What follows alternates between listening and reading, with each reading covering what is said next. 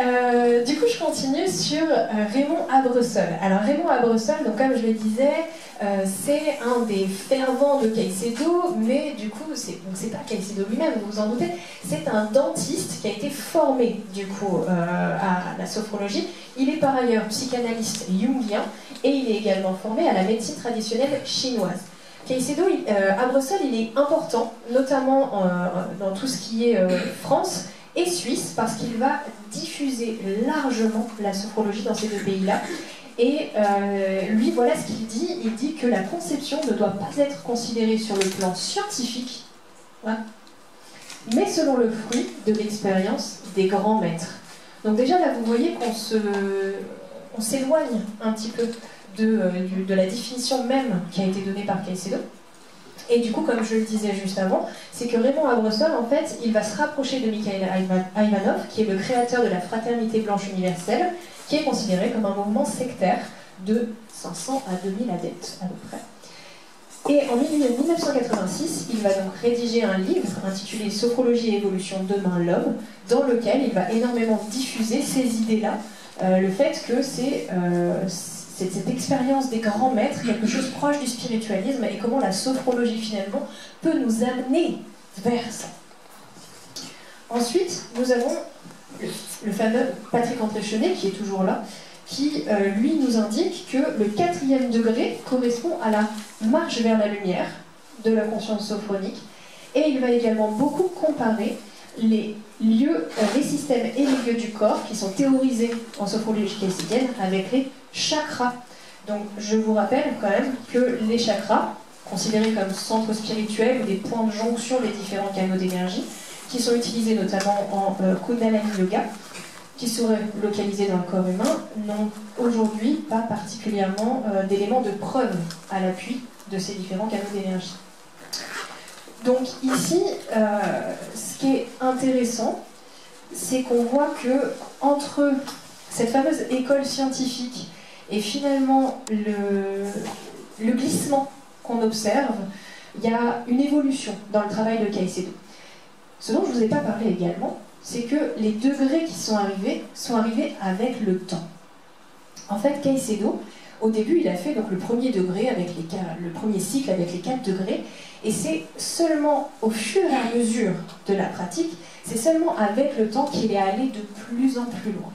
C'est très intéressant de lire le livre de Patrick Entrechenet, parce que au début du livre, moi quand je le lisais, ça me paraissait tout à fait pertinent. On voit des exercices de relaxation, on voit des exercices issus de l'hypnose, etc.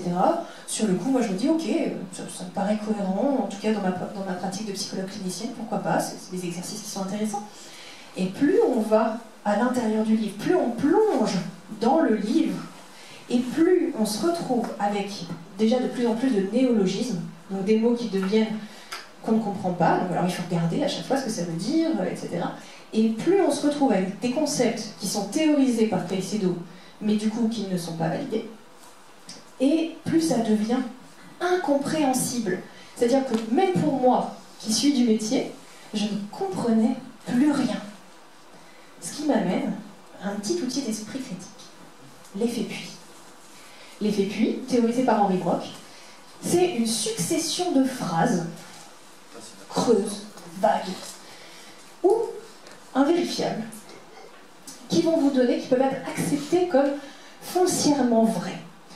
Ce qui va se passer, c'est que sur des lecteurs non avertis, ou même avertis d'ailleurs, c'est que vous avez la sensation d'un texte nébuleux qui paraît extrêmement profond, mais fondamentalement creux. Et du coup, ça vous donne cette sensation que la personne en face de vous, oh, qu'est-ce qu'elle est calée! C'est probablement vous qui êtes trop bête pour comprendre, parce que l'autre est beaucoup trop calé pour que vous puissiez comprendre quoi que ce soit. J'aime bien citer, de ma propre discipline, notre cher Lacan, avec une petite citation de l'étourdi, qu'il faut faire avec un petit air aussi. Je rappelle que c'est de la logique, que ce discours touche au réel à le rencontrer comme impossible. En quoi c'est ce discours qui l'apporte à sa puissance dernière. Science est, je dis, le réel. Qu'ici me pardonnent ceux qui, d'être intéressés, ne le savent pas. Impressionnant, n'est-ce pas? Donc là, vous vous dites, soit je suis vraiment très calée, et dans ce cas-là, je sais particulièrement bien de quoi je parle, et du coup, potentiellement, vous ne savez pas, pauvre profane. Non, en réalité, ici, vous avez une illustration parfaite d'un effet puits. C'est-à-dire un discours parfaitement profond, mais creux, qui ne veut rien dire. Revenons à la sophrologie. Les effets prétendus, selon le Dr Patrick André Chenet, voici tous les effets que pourrait apporter la sophrologie. Donc nous avons, attention, accroché vos ceintures.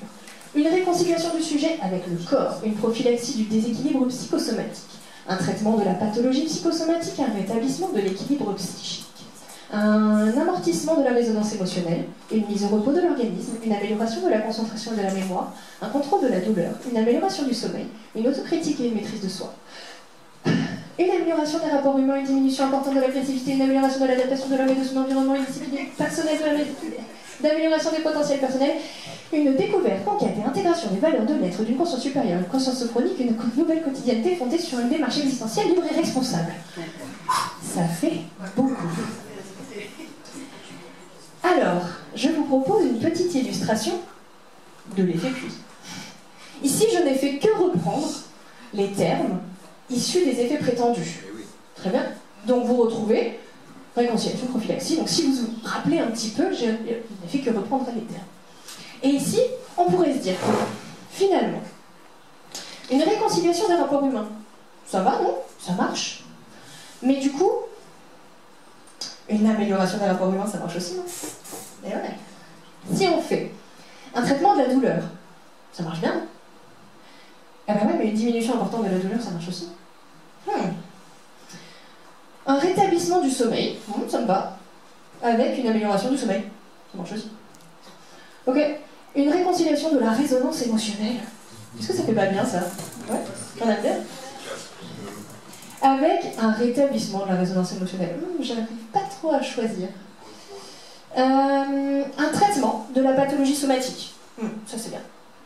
Avec une diminution importante de la pathologie somatique, ou encore un contrôle de l'agressivité, ou une diminution importante de l'agressivité.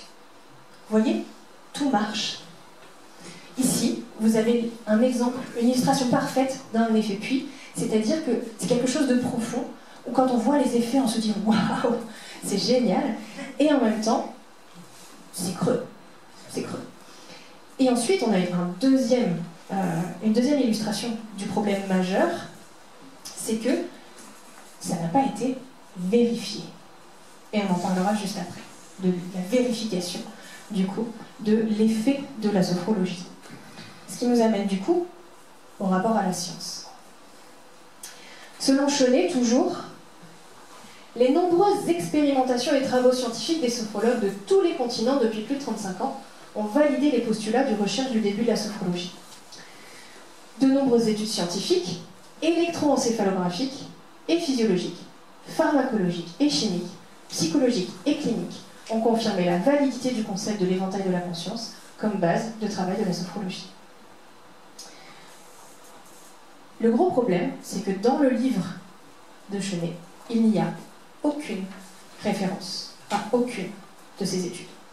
Les seules références qui sont données, ce sont des références vers le livre de Caicedo, puisque c'est principalement là d'où il tire la traduction, mais il ne fera référence à aucune de toutes ces études. Donc si on veut chercher des études, par exemple, électroencéphalographiques, on ne les trouve pas. Ce qui sera intéressant aussi, c'est que vous verrez qu'il y a finalement assez peu d'études qui ont testé la sophrologie. Partons maintenant sur la question de la formation à la sophrologie. Ne vous inquiétez pas, on va revenir sur l'efficacité de la sophrologie et qu'est-ce qui a été fait. Pour la formation à la sophrologie, les offres de formation sont particulièrement hétérogènes. Aujourd'hui, elles sont organisées par différentes écoles ou des associations privées à durée variable. Ça peut durer entre 6 mois ou 24 mois, allant de 200 à 800 heures à peu près de formation. Il faut savoir que du coup, pour un psychologue clinicien, on est à peu près à 2500 heures de formation, ce qui fait 3 fois plus que 800 heures pour le maths. Certaines formations sont au répertoire national des certifications professionnelles, ce qui veut dire qu'on peut y avoir accès par une VAE, une validation des acquis. Elles sont ouvertes à tout type de public. Ce qui signifie que quelqu'un qui, par exemple, était mécanicien, j'ai beaucoup de respect pour les mécaniciens par ailleurs, mais s'il a envie de changer radicalement de métier et de devenir sophrologue, demain, il peut faire une formation en sophrologie, aller à Bureau Vallée, faire imprimer une plaque et accueillir des patients au même titre que moi. Sauf que moi, j'ai pas le droit de le faire si j'ai pas un diplôme de psychologie. Et il existe également un master de sophrologie caïcédienne. Ici, vous trouverez ça intéressant, c'est que master, pourtant, c'est un titre privé espagnol, du coup, qui est non reconnu en France au titre de l'article L731-14 du Code de l'enseignement supérieur, car il est, du coup, en Andorre, là où se trouve le siège de Sophrocaille, qui est du coup l'entreprise de Alfonso Caicedo, information que vous ne trouverez pas si vous la cherchez sur le site de Sophrocaille. Il faut la chercher délibérément. Elle y était jusqu'à... En tout cas, quand j'ai cherché il y a 3 ans, elle n'y était plus. Et donc, ils l'ont enlevée, cette information. Vous pouvez la trouver si vous la cherchez, car vous la connaissez maintenant. Si je vous donne un petit état de la démographie. Au niveau de la démographie, on a entre 8 000 et 10 000 sophrologues en France, principalement en Île-de-France et en Auvergne-Rhône-Alpes. 88% sont des femmes.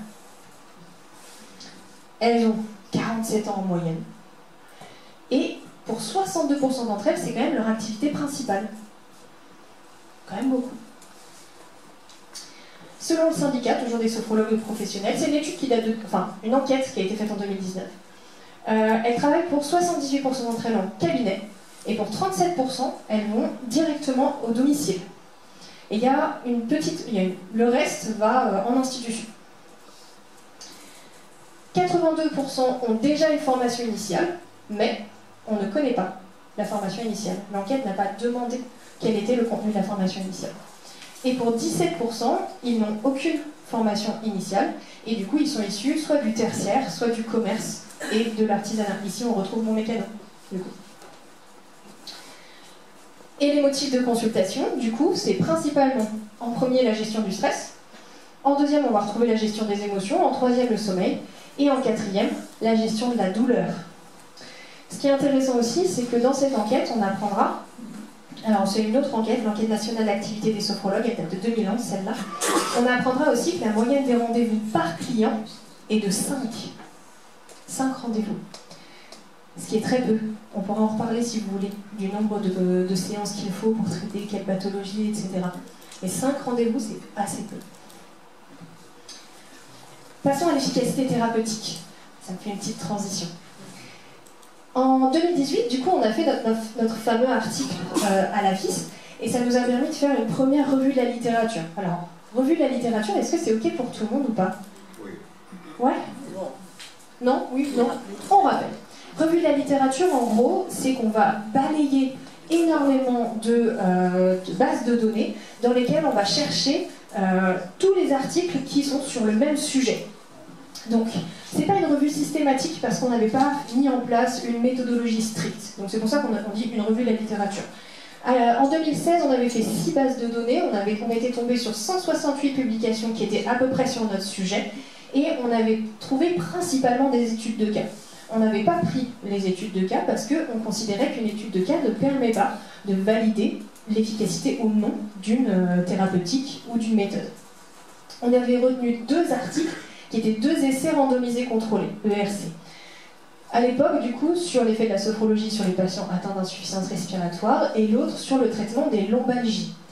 Je ne vous en parle pas parce qu'en fait, quelques années plus tard, l'INSERM va faire un rapport dans lequel ils ne prendront pas ces études parce qu'en fait, la méthodologie est catastrophique. Et je les comprends. Mais à l'époque, nous, on n'avait trouvé que celle-là. Alors, ce qui est intéressant, c'est que vous voyez ici qu'il y en a une qui date de 2013. On ne l'avait pas trouvée, celle-là. Alors, le rapport INSERM 2021, du coup, ils se sont arrêtés en 2019. Ils ont fait 3 bases de données, puis le même Psychinfo et la Cochrane. Ils ont trouvé 143 publications, ils n'en ont retenu que 3. Leurs critères, ils sont assez sévères, parce qu'ils ont vraiment envie que les études aient une méthodologie qui soit quand même assez bonne. Dans ces 3 études, du coup, ils trouvent une étude qui a été effectuée auprès des enfants, avec une comparaison de l'efficacité de la kiné seule, contre l'efficacité de la kiné plus la sophrologie sur l'asthme. Ce qu'ils vont trouver, c'est qu'effectivement, il y a une amélioration du débit respiratoire quand on utilise la kiné plus la sophrologie par rapport au groupe qui ne fera que de la kiné. Sur les adultes, du coup, on a 2 essais randomisés contrôlés. On va trouver donc un qui va traiter les femmes qui sont atteintes de fibromyalgie et l'autre sur le stress. Globalement, le premier au niveau de la fibromyalgie, c'est que faire de l'exercice, c'est plus efficace que faire de la sophro. Le deuxième, il y a tellement de biais au cours de l'étude, pas la méthodologie d'étude, mais pendant l'étude, qu'ils ne pourront pas conclure. Il y a des problèmes de groupe, etc. Les gens vont changer de groupe. Bref, c'est une catastrophe. Du coup, les auteurs, on va conclure. Du coup, en conclusion, vous vous rappelez ce qu'il disait Patrick André-Cholet? Qu'il y avait énormément d'études électroencéphalographiques, psychopharmacologiques, etc. C'est pas vrai. C'est pas vrai. Aujourd'hui, on a 3 essais randomisés contrôlés avec une qualité méthodologique qui soit correcte. Les autres, leur qualité méthodologique n'est pas correcte, en tout cas trop faible pour pouvoir apporter une quelconque conclusion sur l'efficacité ou non de la sophrologie. Et au regard des données, on a des résultats qui sont quand même assez mitigés, voire même une absence de résultats. Du coup, aujourd'hui, on en est à, on ne peut toujours pas conclure sur l'efficacité ou non de la sophrologie dans les différents domaines prétendus. Aujourd'hui, on en est là. Mais, moi, ma question, c'est finalement, est-ce qu'on teste vraiment la sophrologie ou est-ce qu'on teste des exercices de relaxation? Parce que si vous vous rappelez, la sophrologie, qui n'est pas la sophrologie Caicedo, mais la sophrologie généraliste, elle utilise uniquement le premier cycle. Donc des exercices qui sont issus du yoga, des exercices qui sont issus de la méditation, de la relaxation. Donc on est sur des choses qui sont issues de la relaxation. Quand on fait des essais randomisés contrôlés et qu'on vient tester la sophrologie, on ne teste pas ici la théorie de la sophrologie, on teste ces exercices. Donc on y teste les exercices du bouddhisme zen, etc., etc. Sauf que, allez, on va regarder la relaxation. La relaxation, c'est quoi? La relaxation correspond à une mise au repos du système nerveux sympathique. Vous savez, cet accélérateur-là, qui vous fait avancer. Et à la mise en route du système nerveux parasympathique, celui qui vous fait ralentir le frein. Et les méthodes employées pour se relaxer, qui stimulent considérablement le système nerveux parasympathique. L'idée, c'est, ça correspond du coup au stade 1 et 2 du sommeil.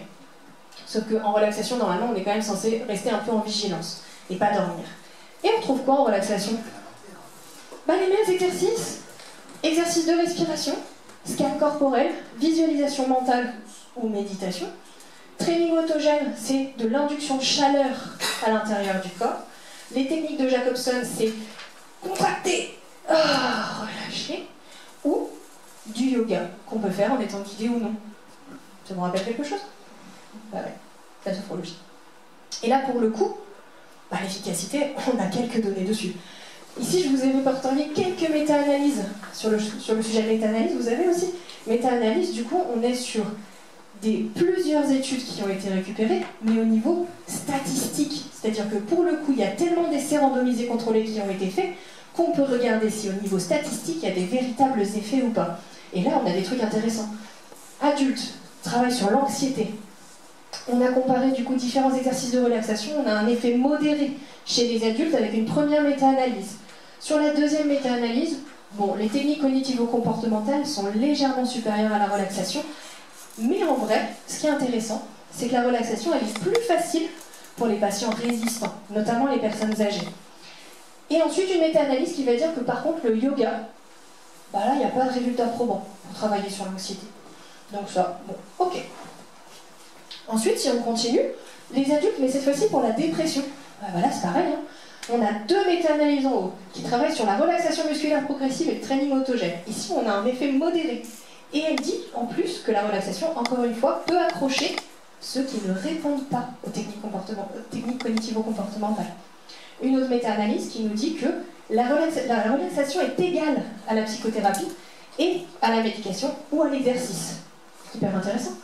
On a encore une méta-analyse qui nous dit que le yoga a un effet modéré, et encore une méta-analyse qui nous dit que la relaxation est égale aux techniques cognitivo-comportementales. Je continue, on en a encore des données. Cette fois-ci sur les enfants. Alors, sur l'anxiété, on a un effet modéré, du coup. Alors, je mets un petit mais, parce que sur cette méta-analyse, on ne sait pas ce qui est de l'ordre de la relaxation, du biofeedback, de la méditation. Donc, bon. Mais on a un effet modéré sur l'anxiété. Par contre, pour la dépression en préventif, pas d'effet. Bon, ben, hyper intéressant. Vous voyez que pour la relaxation, pour le coup, on est sur un paquet de méta-analyses. Et encore, je ne vous ai pas fait une revue de la littérature complète de toutes les méta-analyses. Revenons maintenant à la question des contre-indications. Parce que, normalement, comme dans toute pratique thérapeutique, il y a quand même une question de contre-indication. Les contre-indications déclarées par la sophrologie sont celles-ci. Les limites du sophrologue. Donc c'est au sophrologue lui-même à définir, selon Patrick André-Chenet, quelles sont ses limites et à partir de quand il peut exercer ou non. Je ne sais pas vous, mais moi je pense que mon mécanicien, je ne sais pas dans quelle mesure il est en capacité de savoir quelles sont ses limites. Même si je pense qu'il est très compétent avec les voitures, mais c'est pas évident de connaître ses limites quand on est face à un patient. Les psychoses et l'absence, le retard ou la méconnaissance de diagnostic exact. Alors il faut savoir que dans la formation qui est proposée par Sophrocaille, donc l'entreprise d'Alfonso Caicedo, il n'y a aucune partie, aucun module sur la psychologie clinique ou la psychopathologie. Comment est-ce que vous voulez que les personnes puissent savoir s'il y a une absence, un retard ou une quelconque méconnaissance d'un diagnostic, au regard de comment c'est compliqué de poser un diagnostic en psychologie. Donc ça, ce sont les limites qui sont posées par Patrick André-Chenet, mais selon l'institution elle-même de sophrologie, il n'y a pas de contre-indication à la sophrologie. Pour eux, c'est vraiment les personnes, et c'est la responsabilité du sophrologue de considérer si la personne est en pleine possession de ses capacités pour pouvoir effectuer des exercices de sophrologie. Et du coup, il y a quand même quelques controverses qui ont été ramenées au niveau de la sophrologie. Elle a été mentionnée par plusieurs... Alors je dis bien mentionnée, les mots sont importants. Elle a été mentionnée dans plusieurs rapports de la MIVILUD, pour 3 points principaux. Déjà, le fait qu'il y avait un problème au niveau de la formation des sophrologues. Bon, je pense que vous l'aurez bien compris maintenant. Le deuxième point, c'est qu'il y a un problème de faux souvenirs induits. Et oui, quand on met les personnes dans des états de modifiés de conscience, il y a déjà eu des témoignages de personnes qui se sont retrouvées avec des souvenirs qui n'étaient pas les leurs. Et troisième point, il y a un risque de dérive sectaire. Parce que l'idée, c'est que cet outil peut être utilisé dans des dérives sectaires. Ça ne veut pas dire qu'à chaque fois, ça va mener vers une dérive sectaire. Mais ça peut être utilisé dans une dérive sectaire. Et ensuite, là c'est moi qui le dis, mais vous voyez qu'ici, on a des fondements théoriques qui sont non validés. Caicedo, il a eu des hypothèses, il a eu des idées, à une époque où il n'y avait pas grand-chose. Moi, je trouve ça bien. Freud, il a eu des idées, aujourd'hui, on sait qu'elles ne sont pas validées, c'est ok. Je veux dire, on peut arriver à un moment, avoir une idée, et puis se tromper, et accepter que ce ne soit pas ok. Le problème, c'est que là, on a toute la sophrologie qui repose là-dessus, et personne qui ne l'a jamais contredit. Et c'est encore considéré comme étant complètement valide par toute l'entreprise, en tout cas de Sophrocaille, et sa fille aujourd'hui qui est à la tête de Sophrocaille. On a vu aussi que ces fondements théoriques, finalement, ils sont assez proches du mystique et du spiritualisme, malgré le fait que certains essayent de s'en défendre en disant non, on est laïque. Ok, mais il y a quand même une partie qui peut glisser vers ça. Pas tous, encore une fois, pas tous. Et il y en a même une bonne partie des sophrologues qui en sont probablement loin et qui n'en ont aucune idée. Mais il y en a une partie qui glisse. Il y a un discours trompeur avec des promesses de guérison. Parce que quand vous arrivez, que vous allez chez le sophrologue et qu'il vous présente vous êtes malade, vous avez un stress important, etc., de l'anxiété, et qu'on vous présente toutes ces promesses de guérison, bah, ça paraît chouette. Et moi, clairement, entre aller chez un psychologue qui me propose plein de séances dans lesquelles il va falloir que je me remette en question, dans lesquelles il va falloir que je travaille sur mes émotions, dans lesquelles il va falloir que je fasse des exercices et que je change mon comportement, bah, je préfère aller de l'autre côté, où on me propose des exercices et surtout plein de promesses de guérison sympathiques. Il n'y a pas de preuve de son efficacité à ce jour. Et en plus, je vous ramène à ma question, c'est est-ce qu'on teste vraiment la sophrologie ou est-ce qu'on teste juste des exercices de relaxation? Et ensuite, quand on utilise la sophrologie, et c'est là ce qui m'inquiète le plus, c'est qu'il y a un risque d'échappement aux soins conventionnels. Quand les personnes préfèrent aller chez un sophrologue, c'est du temps perdu pour aller vers potentiellement une thérapie qui pourrait être efficace. Parce qu'on l'a vu, du coup, les contre-indications, c'est effectivement quand on ne connaît pas son propre diagnostic. Mais moi, quand je vais voir un psychologue, peut-être que je ne connais pas mon diagnostic, c'est d'où l'intérêt d'aller voir un psychologue d'ailleurs, c'est que lui, en fait, il puisse me dire un petit peu ce que j'ai. Donc, si je vais d'abord voir un sophrologue, il ne va pas pouvoir me dire ce que j'ai. Et donc, du coup, il ne va pas pouvoir me donner la thérapie dont j'ai besoin. Et ça, c'est assez problématique parce que potentiellement, ça peut amener des gens à ce que ces pathologies, ces symptômes, au début, ces symptômes se chronicisent. Et ça, c'est un véritable risque qui peut être considéré. Et du coup, j'aimerais qu'on se pose juste deux questions. Finalement, est-ce qu'on ne pourrait pas garder juste les exercices de relaxation, sans s'encombrer de cette théorie infondée? On n'a pas besoin de la conscience sophroliminale. On n'a pas besoin de ce niveau-là, en fait. On n'a pas besoin de ces différents niveaux de conscience, diphronique, etc. Est-ce que c'est vraiment nécessaire? Est-ce qu'on ne peut pas juste garder les exercices qui fonctionnent? Et ensuite, une autre question à laquelle je n'ai pas de réponse, hein, mais comment est-ce qu'on peut développer un accès à une formation qui soit plus sûre pour les patients? Parce que moi, je comprends qu'il y ait des gens qui aient envie de se former, qui aient des bonnes intentions, et qui aient envie de se former à des méthodes qui permettent d'aider d'autres gens qui ont vraiment besoin. Et du coup, qui aillent vers la sophrologie, parce qu'effectivement, ça paraît sexy. Parce que vous avez des écoles qui vous vendent ça comme une méthode quasi révolutionnaire. Et du coup, évidemment qu'ils ont envie d'aller là-bas. Mais sauf que, c'est pas validé, et c'est pas sécurisé. Il n'y a rien qui permet d'assurer aux patients derrière qu'ils vont recevoir les soins dont ils ont besoin. Donc comment est-ce qu'on fait pour développer du coup quelque chose qui permette à la fois aux gens qui ont ces bonnes intentions, qui ont envie d'aider et qui veulent pouvoir apporter les soins nécessaires qui sont vraiment efficaces avec des données basées sur la science, et comment on peut effectivement protéger les patients qui, eux, ont effectivement un stress. On se dit, le stress, c'est pas grave. Mais peut-être que le stress derrière, il est lié à quelque chose de plus profond qu'il va falloir travailler. Comment on les protège? Voilà mes deux questions. Je vous remercie pour votre attention et on passe aux questions.